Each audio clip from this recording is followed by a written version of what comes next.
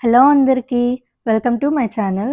ఈరోజు మన వీడియోలో శ్రీ రాఘవేంద్ర స్వామి వారు జీవ సమాధి అయినటువంటి మంత్రాలయ పుణ్యక్షేత్రం గురించి తెలుసుకుందాం. మీరిక్కడికి ఎలా చేరుకోవాలి? ఎక్కడ స్టే చేయాలి? డీటెయిల్‌గా మీకు ఎక్స్‌ప్లెయిన్ చేస్తాను. స్కిప్ చేయకుండా చూడండి. అలాగే మా ఛానల్‌ని సపోర్ట్ చేసి సబ్స్క్రైబ్ చేసుకోండి. మీరు విజయవాడ, హైదరాబాద్, తిరుపతి, ఒంగోల్ అన్ని మేజర్ సిటీస్ నుంచి మంత్రాలయంకి బసెస్ డైరెక్ట్‌గా అవైలబుల్ ఉన్నాయి. కానీ అవి time to time limited buses ఉన్నాయి. సో, మీరు కర్నూల్ గానీ, ఎమ్మిగనూర్ గానీ చేరుకోవాలి. కర్నూల్ నుంచి 100 కిలోమీటర్స్, ఎమ్మిగనూర్ నుంచి 22 కిలోమీటర్స్ ఉంది. ఇక స్టేయింగ్ విషయానికొస్తే మంత్రాలయం దేవస్థానం వారు నిర్మించిన రూమ్స్ అవైలబుల్‌గా ఉన్నాయి. అయితే ఒక్కొక్క రూమ్‌కి ₹100 ఛార్జ్ చేస్తున్నారు. సింగిల్స్‌కి మాత్రం ఈ రూమ్స్ అవైలబుల్‌గా ఉండవు. ఫ్యామిలీస్‌కి మాత్రమే ఇస్తారు.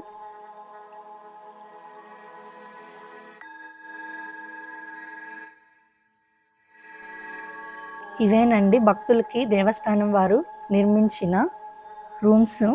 ఈ రూమ్స్ చాలా బాగున్నాయి. ₹100 అంటే చాలా బెస్ట్ అండి. ఇక మనం ధరించే వస్త్రాల విషయానికొస్తే అందరూ ఆడవారైతే శారీస్ లేదా చుడిదార్స్ ధరించాలి. మగవారైతే పంచెలు ధరించాలి. షర్ట్స్ పూర్తిగా నిషేధం. ఇక ఈ మంత్రాలయం విషయానికొస్తే ఆంధ్రప్రదేశ్‌లోని కర్నూలు జిల్లాకు చెందిన రాఘవేంద్ర స్వామివారి పుణ్యక్షేత్రం ఈ మంత్రాలయం. ఇక్కడ రాఘవేంద్ర స్వామివారికి గురువారం మాత్రమే ప్రత్యేకంగా పూజలు జరుగుతూ ఉంటాయి. ఏనుగు అందరినీ దీవిస్తూ ఉంటుంది. అయితే తమిళనాడు భువనగిరి వాసులైన తిమ్మనబట్టు గోపికాంబ దంపతులకు వెంకటనాథుడు రాఘవేంద్ర స్వామికి తల్లిదండ్రులు పెట్టిన పేరు ఇదే. 1595లో జన్మించారు. 5 ఏళ్ల ప్రాయంలో అక్షరాభ్యాసం చేసి ఆపై 4 వేదాల అధ్యయనం చేశారు. యుక్త వయసు వచ్చేసరికే విద్యల సారాన్ని గ్రహించిన వెంకటనాథుడు సాధారణ కుటుంబ జీవితాన్ని వద్దనుకుని సన్యాసం స్వీకరించారు. అప్పుడే ఆయన పేరును రాఘవేంద్రగా మార్చుకున్నారు. ఆధ్యాత్మిక బోధనలు చేస్తూ తమిళనాడు నుంచి కర్ణాటక ప్రాంతాల్లో విస్తృతంగా తిరిగారు. మంత్రాలయం కర్ణాటక సరిహద్దు ప్రాంతాల్లోని పంచముఖి వద్ద 12 ఏళ్ల పాటు తపస్సు చేశారు. ఆయన దీక్షకు పంచముఖ ఆంజనేయుడు ప్రసన్నుడై ప్రత్యక్షమయ్యారని చరిత్రగాథ. అనంతరం పవిత్ర తుంగభద్ర నదీ తీరాన మంత్రాలయానికి వచ్చిన రాఘవేంద్రుడు అక్కడే ఉంటూ తన బోధనలు కొనసాగించారు. మాధవరం దగ్గరున్న కొండశిలలకు వెళ్లిన రాఘవేంద్ర స్వామి అక్కడి రాయితోనే తనకు బృందావనం ఏర్పాటు చేయాలంటూ దివాన్ వెంకన్నచారిని ఆజ్ఞాపించారట.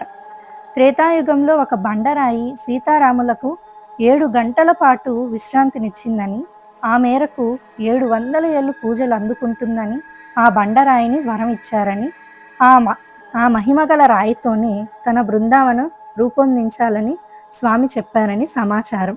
దీంతోనే ఆ రాయితో స్వామివారి బృందావనాన్ని రూపొందించారు. ఆపై 1671లో రాఘవేంద్ర స్వామి మంత్రాలయంలో సజీవ సమాధి పొందారు. మనం చెప్పుకున్న ఆ రాయి ఇదేనండి. ఈ రాయితోనే నిర్మించారు. దీన్నే బృందావనం అని అంటారు.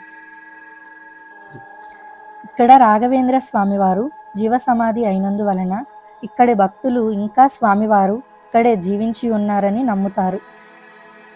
అందుకే రోజు వేలాది భక్తులు ఈ పుణ్యక్షేత్రాన్ని దర్శిస్తారు.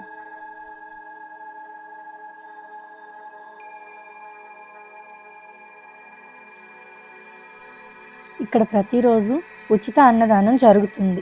వచ్చిన ప్రతి భక్తుడు అన్నప్రసాదాన్ని స్వీకరిస్తారు.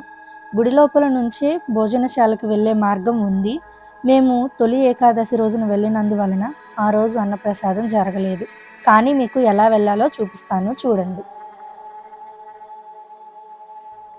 ఇదేనండి భోజనశాలకు వెళ్ళే క్యూ లైన్.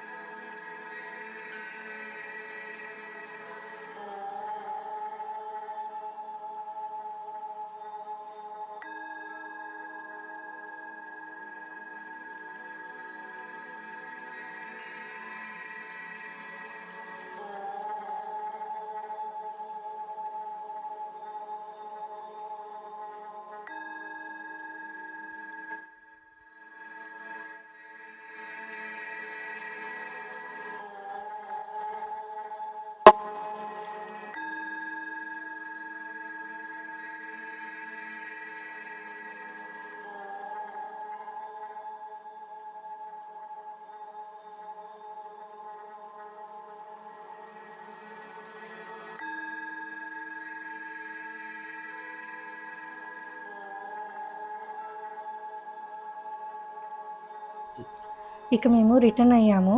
ఈ వీడియో మీకు నచ్చితే సబ్స్క్రైబ్ చేసి మా ఛానల్‌ని సపోర్ట్ చేయండి.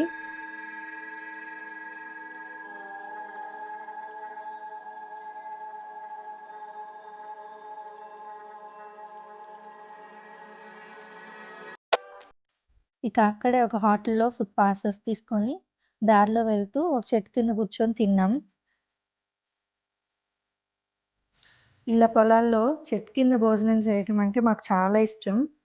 అందుకే హోటల్‌లో తినకుండా ఫుడ్ పార్సెల్స్ తీసుకున్నాం. ఇలా పొలాల్లో తినటం మీలో ఎంతమందికి ఇష్టమో కామెంట్ చేయండి. ఇక నెక్స్ట్ వీడియో కలుద్దామండి. బాయ్.